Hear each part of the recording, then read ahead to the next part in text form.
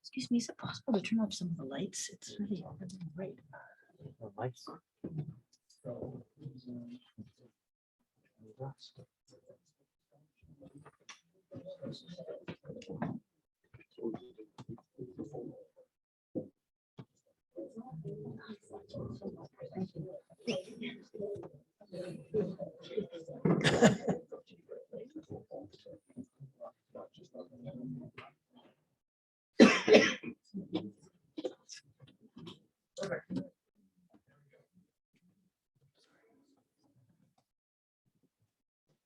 Okay, well, thank you. Sorry for that.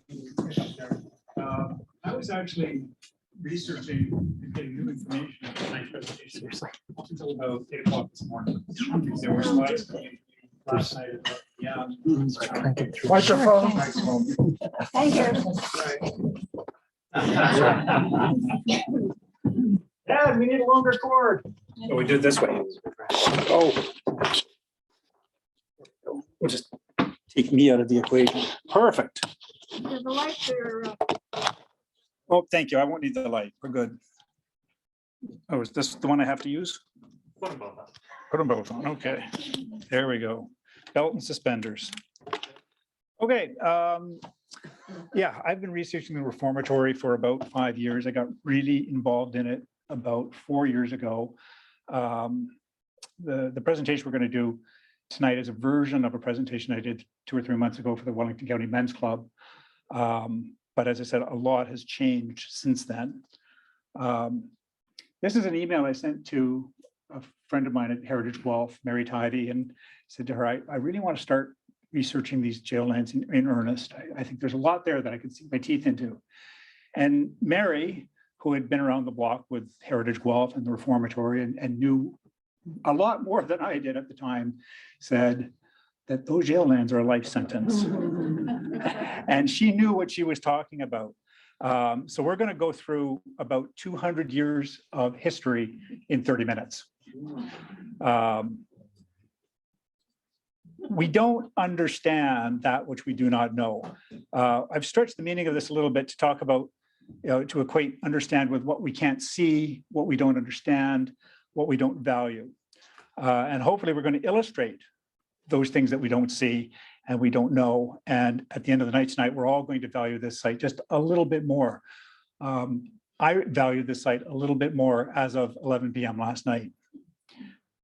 And we're going to rely on a historical figure as it's my crutch to step us through this. There's a historical figure who had he didn't appreciate his past at all.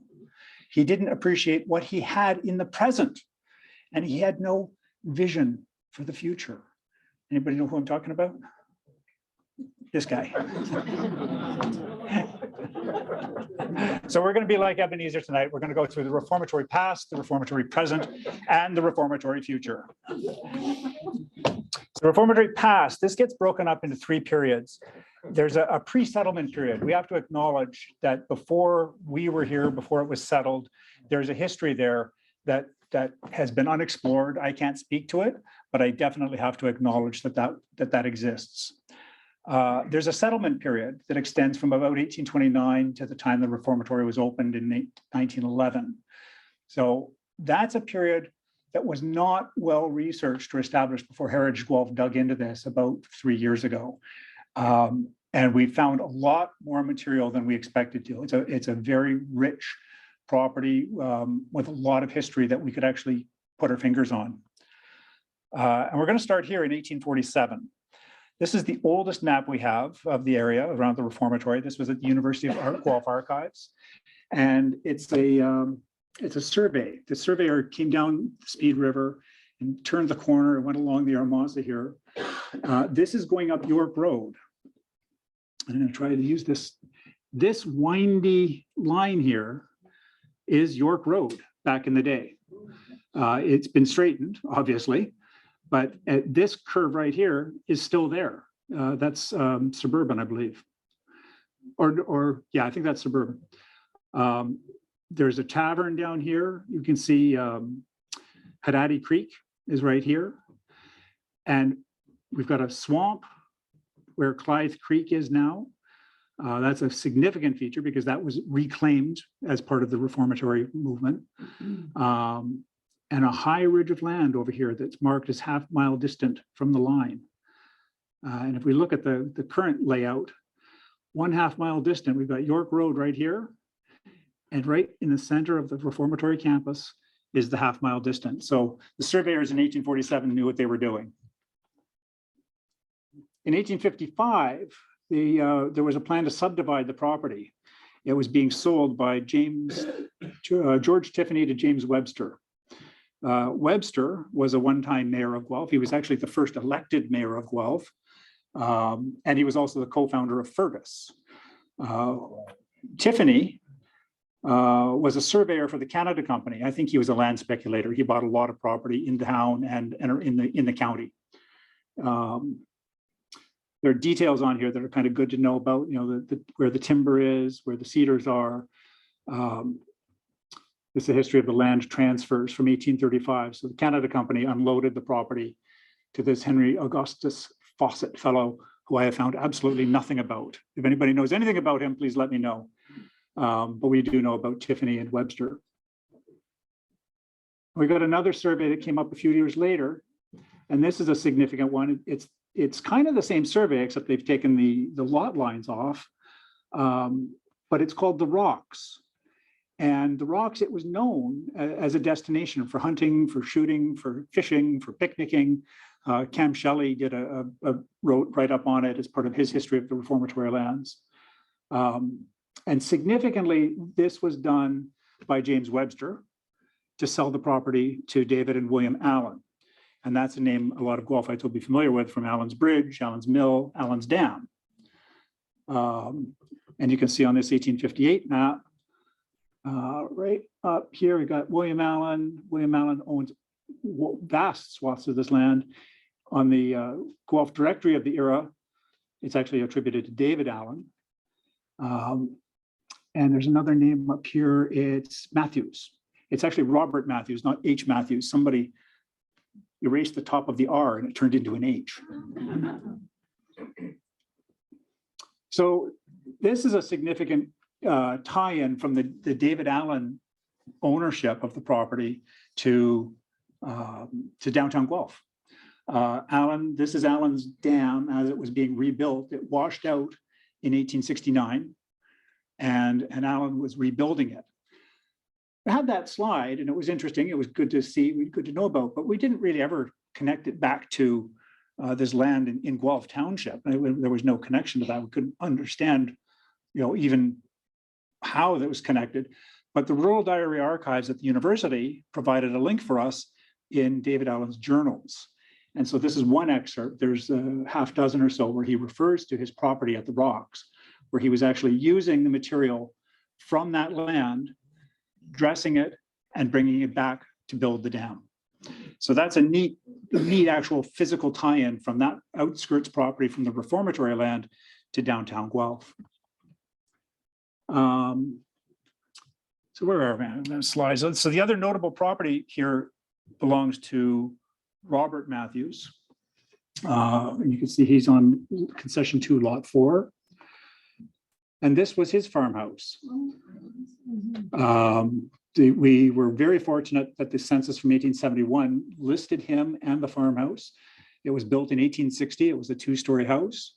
And in 1873, he put it up for sale. And we actually found the article in Mercury. And it gives us a lot of detail about the property. There was a spring, there were 2 orchards, there's a stone dwelling house, 2 barns, there's a lot of other detail. And it was called Springfield Cottage Farm. And he never sold it, which is kind of an interesting footnote to the whole thing. By 1906, this is the last map we have of the era before the reformatory took it over. And you can see that land has now moved on to Charles and George Matthews. They were his sons. In the bottom left, it says Arthur and Bernard McQuillan. And when I said there were 2 significant families, that was a bit of a misnomer. That's another very significant family in Guelph history. McQuillan's Bridge was named for them, even though it was built in 1906 after they had vacated some of that property, and the reformatory was starting to encroach. And in 1908, the government received this special report. And this is where the reformatory started, with very noble roots. Some of the details in here among those proposals are that the 400 or 500 acres near Toronto be secured and a new prison was to be erected. Work would be found for the inmates in the cultivation of the land and care and feeding of livestock. Number 7 says that striped suits need to be abolished. And number 8 says that the dark cell, which is solitary confinement, also needs to be abolished. Echoes of what we're talking about now. They wanted to introduce a system of technical education and that schools covering elementary subject be introduced. So the other important footnote to make here is that this is now talking about a reformatory. It's no longer a penitentiary. And when you think about the roots of those words, penitentiaries are to make you penitent. They are to correct your behavior. A reformatory is to help reform you. It was a part of a Christian movement. It was part of a belief that people weren't bad, circumstances made them bad. And we weren't here to condemn these men specifically. And this was the first foray into that movement. The land was acquired. Article from the Toronto Star that identifies the different farms that we just talked about, the Matthews Farm, the McQuillan Farm, some of the others. And in the public accounts, it actually tells us what they paid for those farms. And this article from 1910 says that there are no cells on the farm, in the prison farm. There's no cells, there's no bars on the doors or bars on the windows. It was a totally sort of trusted system. It was very, very advanced for its day. And I think Reverend Dr. Gilmore, he was the warden, the superintendent. He had a lot of fun teasing the papers, because everybody was astonished. They would interview him, say, well, when are you coming with the guards? He said, oh, well, guards? Gee, we hadn't even thought about guards. Do you think we need guards? And he had a lot of fun with the media, and he became a celebrity in his own right. Collier's magazine, which was a pretty significant thing in its day, featured the reformatory. And you can see on the subtitles, no convict stripes, no close-cut hair, no solitary cells. And this was really significant attention for little old Guelph, little old Ontario in North America. The Delinquent Magazine. I love that title. They covered prison reform in Ontario. The New York Times picked it up. Warden Gilmore was doing a tour in New York State speaking to the governor. I've probably got another dozen articles that I could have put on the screen. He was doing the circuit. He was a celebrity. If Oprah had been around, he'd have been there. But 1914 brought on World War I. And shortly after that, this slide wasn't in my original presentation, but I was afraid Susan Ratcliffe would be here tonight and she would give me a hard time if I didn't talk about the Speedwell Military Hospital, because from I'm not even sure, 1915, 1916, it was converted to a military hospital until 1921. And it was for the recuperation of officers coming back from the front. But you can see here, in 1921, it was on its way back. And in fact, one of the other headlines that I was juggling whether I should put, which slide to put in, talks about putting the bars back on the doors. So suddenly there's this first clue that, wait a minute, those noble roots, that that whole idea that there would be no cells and no bars and free roaming, something's changed. We don't know exactly what, but we're still celebrating. This is the centenary edition of the Guelph Mercury, 1927. It was a very thick edition celebrating everything in Guelph, but there were 2 pages dedicated to the reformatory. So we were still drinking the Kool-Aid. We still believed that this was a noble experiment, and by comparison to the previous Toronto Central Prison, it was. but things were sliding. Opening the pond, 1932. When I say things were sliding, one of the reasons I include this slide is because the pond work was performed by prisoners, digging it out manually, as well as the quarry work at the Stone Road side of the land. That was hard labor. And the prisoners were now being sentenced to hard labor. They were no longer just sentenced. It used to be, you go to Guelph if you are a first-time offender, if you're under 21, if you're not a risk. Now prisoners are being sent to Guelph with sentences specifically for hard labor, and indeterminate sentences. They would actually sentence prisoners to somewhere between 2 and 24 months. And if you misbehaved in that time frame, they could add on to your sentence. So the concept of, oh, you only go to Guelph if it's 2 years less a day is now also going out the window. I did this speech at the Men's Club 3 months ago, and a fellow gave me some information about Guelph's longest serving prisoner. And off the top of my head, I can't remember, but I think it was 31 years that he spent there contiguously. Oh, I'm going to back up. Yeah, there was even, during the digging of the pond, there was a fatality. So it was not light work. Opening the pond, 1932. We used to say opening the ponds. If anybody knows that area, there's 2 ponds. There's the big pond, the little pond, but there's a 1935 topographical map, and there's only 1 pond. And when I started researching the maps, you never even thought about it, but it turns out that the second pond wasn't opened, not sure 100%, but it's somewhere between 1949 and 1952. But in 1937, there was a riot. And this was the beginning of the turning point. We were back in the international headlines, but not for good reasons. I was astonished to find these headlines in Singapore Free Press and in Melbourne, Australia. This wasn't the Toronto Star or the Ottawa Citizen. This was the other side of the world reporting on what's happening in Guelph. It's really rather astonishing. But back at home, we're still kind of believing. This is a 1940 piece. Actually, Maclean's did a really interesting write-up on Guelph in 1940 and included a story on the Reformatory. So even after the riots of 1937, there was this residual aura of modernism, and the concept of reform remained, even though by then they'd replaced the previous superintendent with a new warden whose name was Major Headley Asher. Punishment for the 1937 was lashing for the riot. Punishment for the 1952 riot was lashing. Now, bear in mind, the British Navy had abolished lashing by now, but we are lashing prisoners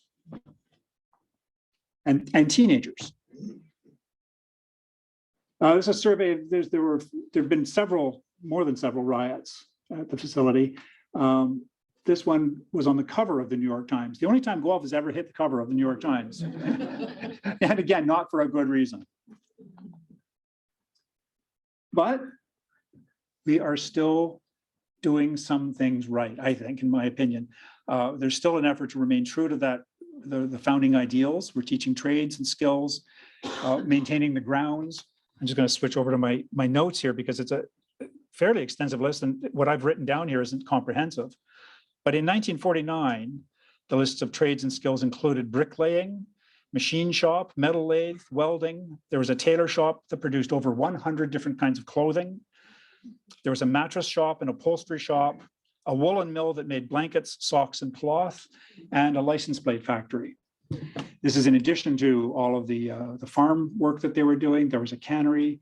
They were producing food for other institutions across the province. It's an exhaustive list. And these images, so we've got the blankets here, and yeah, the grounds that they're continuing to maintain. I like this slide because I found another report, the report on jails from the 1950s. The prisoners actually made mahogany and leather furniture for the office of the Minister of Corrections. And I actually wonder if that's not it right there. It's either that or that could have been made for the warden. And we're still maintaining the grounds. These slides are really important because they go to what we're talking about today. And we're talking about valuing what we can't see. We can't see this anymore. It's still there. We just don't see it. You know, and we can't see it from York Road, especially. This is the chapel, which we're going to talk about a little bit later. That was part of what kept me up last night. This was the first building, the first chapel that was built outside of the prison itself. So prisoners actually got to leave the prison to go to chapel. The image of the chapel under construction, it was built by the prisoners. So when they were teaching bricklaying, there was a perfect hands-on opportunity for them to execute bricklaying. Heritage Guelph wanted to include the chapel in the Part 4 designation of the property. It hadn't been recommended by the province to do so. They said that the building had no heritage value. We disagreed, but we didn't make a lot of headway on that argument. We did at least convince city staff to agree to put the chapel, put the chapel on the heritage register. So that happened. We'll talk about that a little bit later as well. Prison art, native, indigenous art. This was a big part of the story. There was a Native Sons room in the 70s, and the province was recognizing that indigenous prisoners were distinct from the rest of the population, and they needed special strategies. And one federal statistic I read last week suggested that 20% of federal inmates were Native, compared to 70% of the rest of the population that was white. So vastly disproportionately represented. In Guelph, the Native Sons program in particular was recognized, and we had the first prison sweat lodge. And it was so successful, it was mimicked in other facilities across the province. The sweat lodge itself was actually outside behind the chapel. And I found this slide found this detail just before my men's club presentation a few months ago. So Heritage Guelph wasn't even aware of this. The carousel. Who in Guelph knows about our carousel at Speed River Park, right? There was a huge thing in the 70s to save the carousel. It was going to be demolished. Ken Danby was behind, a big mover behind it. He did that painting as a fundraiser with his son Noah. What I didn't know was that the carousel horses were repaired and painted by Guelph Correctional Center inmates, and that they were working under Danby's supervision to a color scheme that he had devised. So that's kind of neat, you know, that we keep learning how this facility and the people involved in the facility were important to Guelph. And there are dozens, there's probably, you know, not dozens, hundreds of stories that I could drill down on, but you do want to go home tonight. So we're going to move on a little bit. We're going to move on to the ghost of reformatory present. In present day, in 2021, City Council authorized staff or directed staff to pursue 2 levels of designation under the Heritage Act. So the Part 4 designation protected some of the buildings and some of the landscape immediately around the reformatory. Heritage Guelph argued that a Part 5 designation was also required. Legally, you have to use a Part 5 if you want to incorporate other properties. And we thought that the Matthews farmhouse, which was used also as a lookout for jail guards, needed to be part of this conservation district. And that the quarry lands on Stone Road, which were also very significant to the reformatory story, we wanted them to be included as well. And council agreed. So we went with a hybrid, a Part 4 and a Part 5 designation. The Part 5 Heritage Conservation District study has 2 phases, and phase 1 is just wrapping up. But yeah, talk about the present. So our lovely little Springfield cottage, that was then, and this is now. That did get a Part 4 designation against the property owner's wishes. He has appealed it to the Ontario Land Tribunal. The city went ahead with the designation anyway, which I'm pleased to see. And in theory, this property will also be included in the Part 5 Conservation District. Where is that? That house is on York Road, beside the old Legion. Yeah, and again, I'm glad you asked that, because it also illustrates what we don't see. If we don't see these things, and Heritage Guelph learned this in spades when the Victoria Road farmhouse was demolished a couple of years ago, because they said, well, you can't see it. It doesn't matter if we demolish it because you can't see it. Well, I disagree. I think it does matter. And some of these things are very important parts of our history. And again, hang around to the end because it gets better. So before and after, the day before I did my men's club presentation, I thought, I'm going to do some pictures of York Road. And that's what York Road used to look like. The stream, you can actually see, how do you figure out how to use this thing? Here's York Road here. Here's York Road over here. But this does not look like this. And I actually laughed at myself because I realized I drive down York Road and what I see is this, because I grew up watching the prisoners working on the walls and the stream. I don't see the scrub. Anybody who's lived in Guelph or moved here in the last 20 years has no idea what's there, or they can't value what they don't see. So I did not go out of my way to find bad pictures. I would have had to go out of my way. You can see my car in a lot of them. It was a cold day, but I would have gone out of my way to find the good ones. The Trestle Bridge was also, that was actually one of the things I started researching before I got into the Reformatory proper. This crosses the Armasa River between what is now Fusion Homes land and the old Reformatory land. We figured this was probably built about 1913, 1914, and it allowed the CPR line to connect directly to the jail so that they could move out all of the goods that they were producing and move in coal and other necessities for the operation of the facility. These are a couple more pictures out, just no DA photography in the top corner there. Draghi and Dofsky, I took him on a tour of the Reformatory land. He was doing some photos and he lives in Guelph. He lives in the South End, not very far from here. He's a professional photographer and he takes people to Mississauga for their wedding photos. And we walked through here and he went, Brian, why don't I know about this place? He said, I pay $90 an hour to rent park space in Mississauga. And he was blown away. So there's more pictures you'll see of his a little bit later. He said, usually when he's finished a photo shoot, he charges people if they want to use his photos. He said he's going to give them to me because he believes in the cause of advancing the Heritage Conservation District. He was so amazed by it. And the good news on the Trestle Bridge is the Guelph Hiking Trail Club has undertaken to really champion its restoration. John Fisher and his group have put in a lot of person hours so far. I expect they're going to do more. They're constantly in conversation with Infrastructure Ontario, who are currently the owners of the bridge. I really hope that this gets restored for its heritage value and also for its link value, because it will connect the trails on the west side of the river to the trails on the East Reformatory side.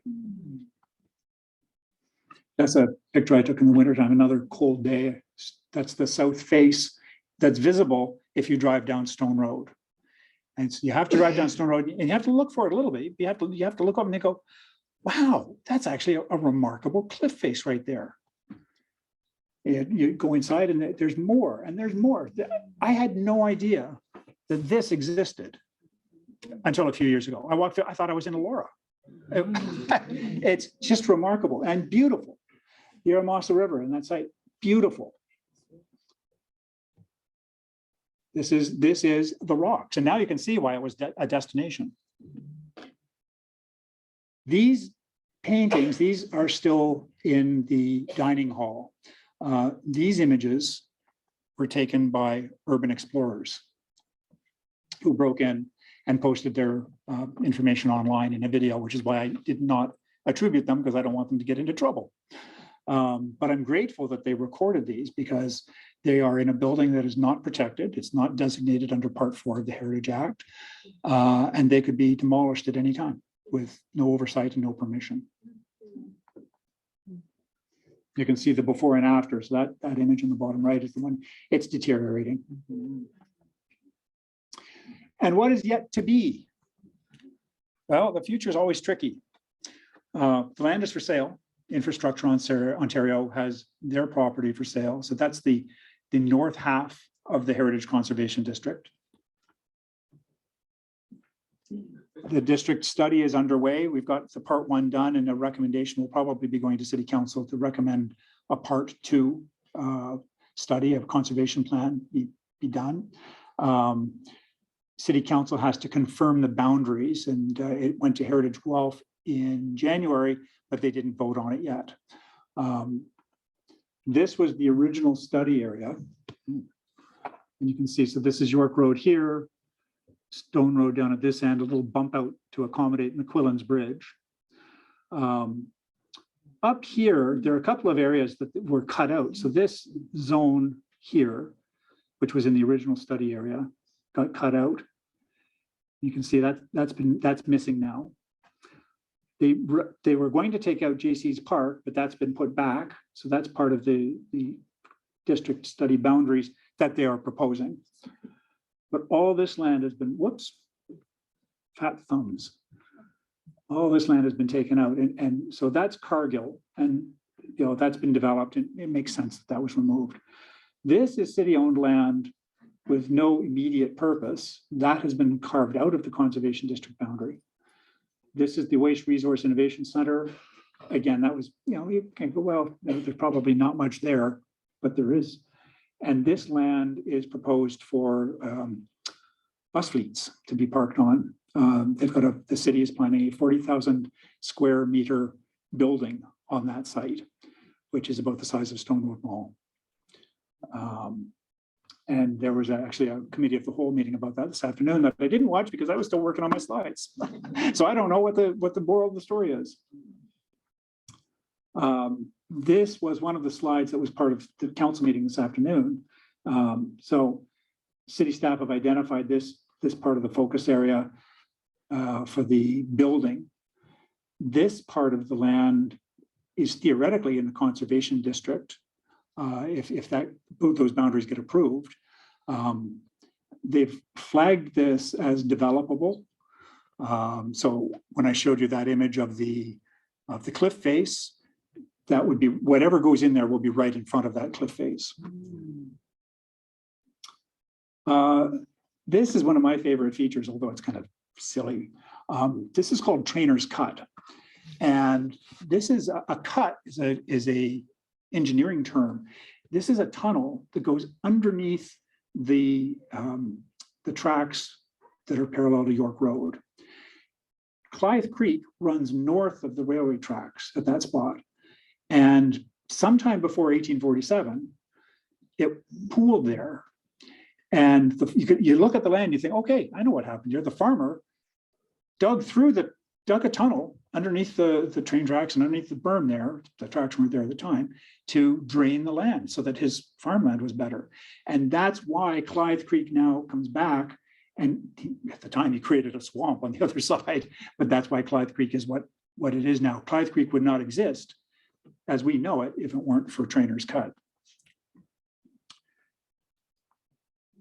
Another thing that they've excluded from the boundary area is the reservoir, which is, the definition of a built heritage resource is something that is built by people. It's not a natural resource. And I was disappointed that this got excluded because it is, quintessentially part of the reformatory story. And you can see on the 1935 top map down here that the reservoir was actually, clearly part of the reformatory. The consultants said that it was because it was now bisected from the rest of the reformatory by Dunlop Drive that they chose not to include it. I'm not sure I would agree with the argument.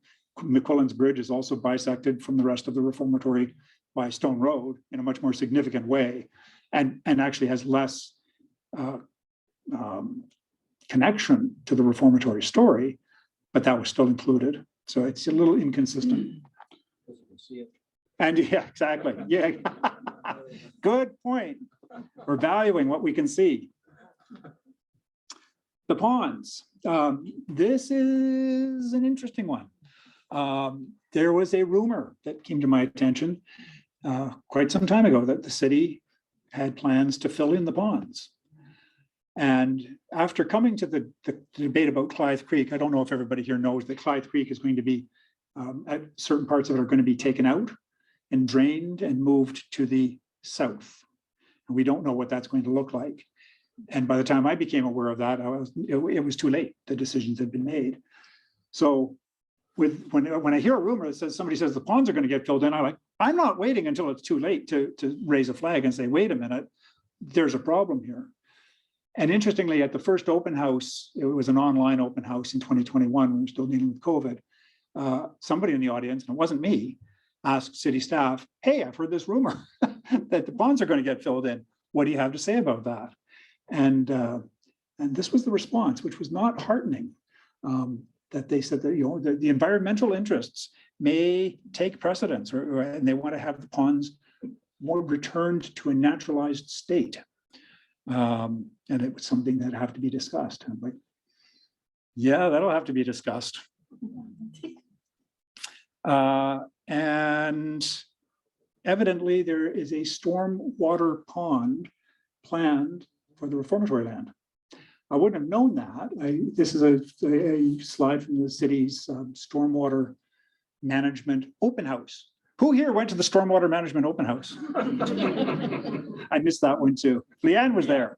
Leanne was there, and I don't think she knew that the surface pond slated for the end of Industrial Street is actually on the Reformatory lands. I had to look it up. I was looking at the slides, like, oh, well, there's nothing there that affects the Reformatory. This is great. And then I looked up the end of Industrial Street, and it's at Industrial meets York Road. So somewhere in that circle, maybe a little bit further to the south, is where the city currently has plans to put a stormwater management facility. This is pretty much where my old presentation ended.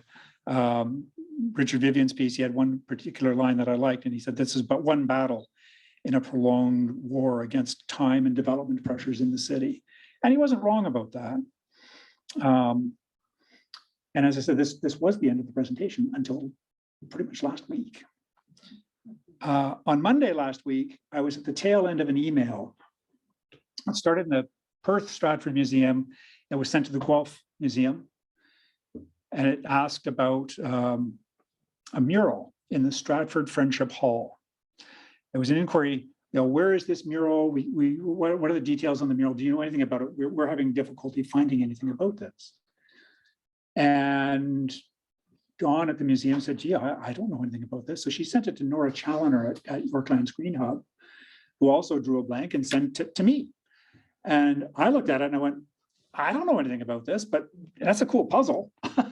And I dug into it for a few hours, and I couldn't find anything. And I wrote her back and I said, I've got nothing. The Stratford Hall of Friendship stretches to a 30 by 8 foot mural. There was the calligraphied image. But I did want to know what the rest of the story was. And so I dug around and I couldn't find anything. And I wrote Nora back and I said, if you find another clue, give it to me, because I'll dig in again. And about an hour after I sent the email, I thought, wait a minute. There was that other guy. There was a story on him in the Globe. And I went rustling through all my voluminous files. This was the story on the actual jail fire that was commemorated. And this was the notes I sent back to Nora, said I couldn't find it. I'm talking over my own slides. Here's the story. Globe and Mail, 1977. Prisoners' paintings give new life for jail and himself. And at the end of that story, downstairs in the chapel, Mr. Bacchini pointed up to the sign, Stratford Hall of Friendship. So the Stratford Hall of Friendship wasn't in Stratford, which was part of our problem. It's in the basement of the Guelph Reformatory Chapel. And that's where he painted his 30-foot by 8-foot mural. That's a good question. Is it there? Well, hang on. So we go back to the chapel, opened in 1965. We already talked about it being prisoner built. There's the image of the prisoners building it. It was not designated. It's on the Heritage Register, but new legislation means the Heritage Register explodes in 2 years. It comes off automatically. It will have no protections whatsoever. That's one piece of the image. It actually stretched across a room, probably not dissimilar to the back, there's a wall. It was actually a little bit taller. You can see it goes around that pillar at the back. And this was on the other side of the door on the right. And this is the names of the prisoners who died in that fire. And I told the woman who initiated this inquiry that I would dedicate tonight's presentation to those 5 men. 4 of those men were not 20 years old when they died.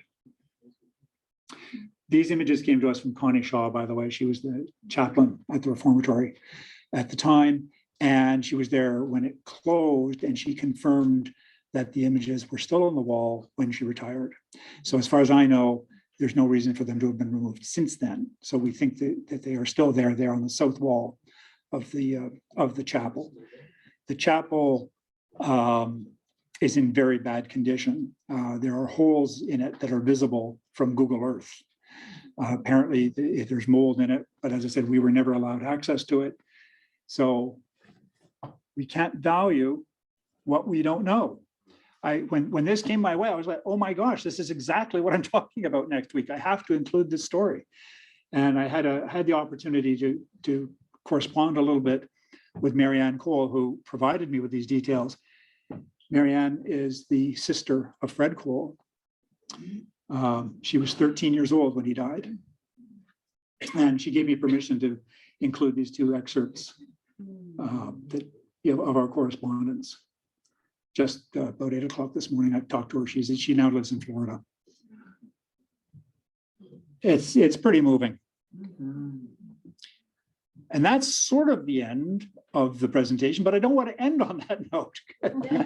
So there's another little bit that I want to talk about. And this goes back to the reformatory future and possibilities. 2021, the federal government announced a plan to invest money in 15 urban national parks across the country. There were conditions that had to be met. You had to conserve nature, was one of the conditions to become a national urban park. Well, we've got a lot of nature. There's woodlands and wetlands. There's the big pond, the little pond. There's the Eramosa River. There's Clythe Creek. We got a lot of nature to preserve there. You have to connect people with nature. Well, the Guelph Hiking Trail Club, Yorklands Green Hub, the Outdoor School, and other organizations have done a very good job of utilizing all of that property, from the quarries to the jail to the ponds, to connect people to nature. And in fact, I know a lot of people that wouldn't have gotten through COVID without having that space to retreat to. And it has to have something to do with the reconciliation with Indigenous peoples. And I can't think of a better site to begin that conversation and a better rationale. So Yorklands Green Hub, Guelph Hiking Trail Club, the Arboretum, a couple of loose individuals lurking around there, myself included, are beginning the conversation about what can we do to get this land designated as a national urban park, unlock federal funds, probably a partnership with the municipality, possibly a partnership with the province. We're in the very early stages, but things got out of hand a couple of weeks ago, and emails started going to city council saying, hey, this is going to happen. So the group that's sort of steering this, gave me permission to talk about it tonight, to acknowledge that this is an ongoing thing and we're looking for grassroots support at this point, but it's very early days. And that's it. Oh, one last thing. So this, we cannot understand that which we do not know. I couldn't find a good quote for this, so I just made that one up. Thank you.